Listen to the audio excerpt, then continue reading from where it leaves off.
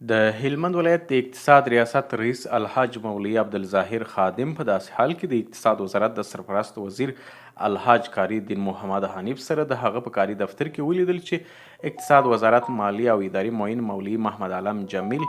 مؤسسات عمومي رئیس مفتي عبدالسلام اشرفي، د مالی او اداري چارو رئیس میر شیر احمد فضلي او د هلمند اقتصاد ریاست مرستیال منیر احمد زغم هم ګډون درلود. د دغه لیدنې پر مهال د اقتصاد رئیس د یو لړ نورو موضوعاتو د یادونې ترڅنګ ولایتي پرمختیایي پلان PDP